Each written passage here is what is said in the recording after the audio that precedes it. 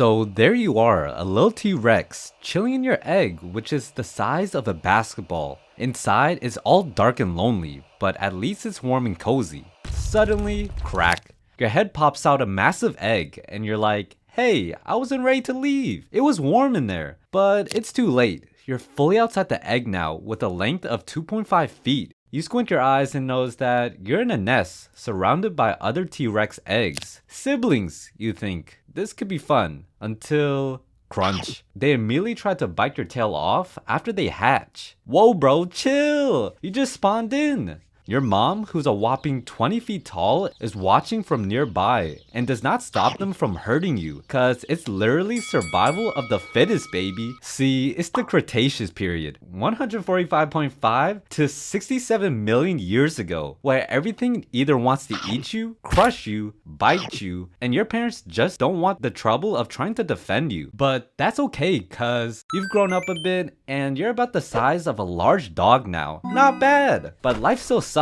because everyone in the forest, and I mean everyone, is out to get you. Those annoying pack hunters, the dromaeosaurs, every day try to sneak around and jump at you. Surprise, motherfreaker! You scream, mommy, help! And she's like, figure it out, while holding a glass of wine. Just kidding, T-Rex can't hold shit with those useless arms. And so your tiny arms are also no help. Why do I even have these stupid things, you think, as the raptors laugh at you and run off after trying to eat you alive? But if you thought that was the end of your problems, it's just getting started. Cause your biggest problem is hitting puberty. Your teeth keep falling out as new ones grow in. Your jaw feels awkward, and don't get me started on your sweating problems. You're sweating like a fat dude trying to walk up some stairs because it's a bit humid here in the late Cretaceous heat. And let's face it, deodorant hasn't been invented yet. At this point, you're like 14 to 17 years old, which means that you're ready to get that T-Russie. You know what I'm saying? Well, forget about it, goofy boy. You tried to impress a female T-Rex by showing off your hunting skills, but the prey gets away and she's like, ew, what a loser. It's giving ick.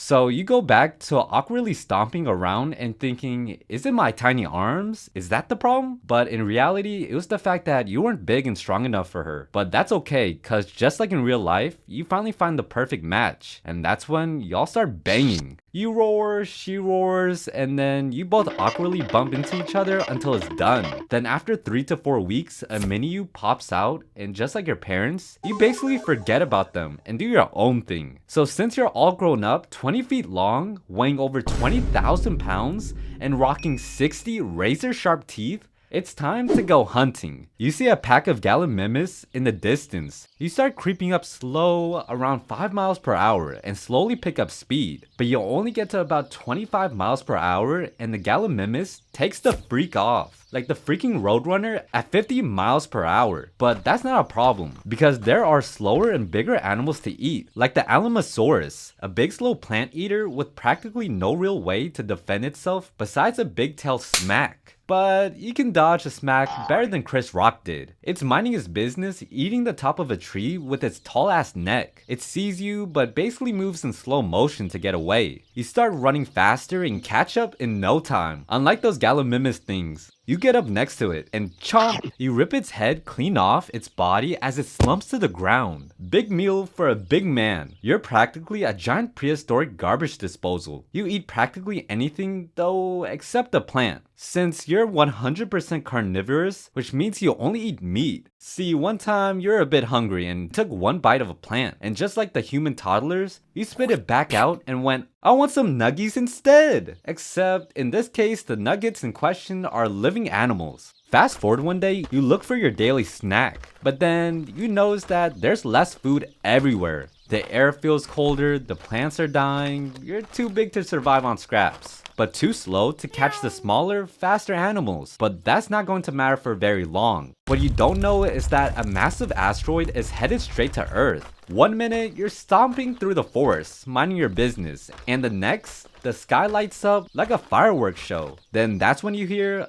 a boom!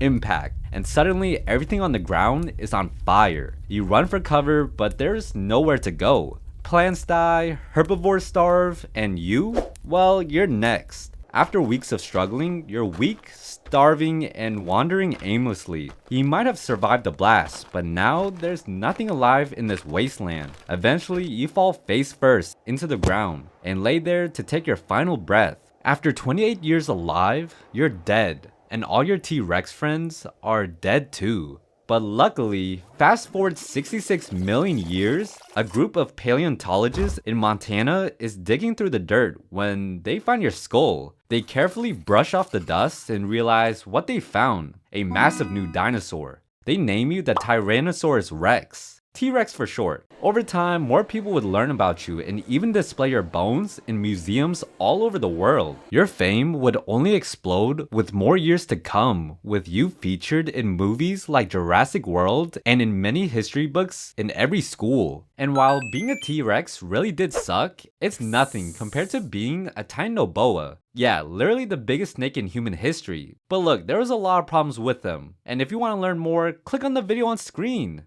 Come on, show some love. I really put some effort into the video.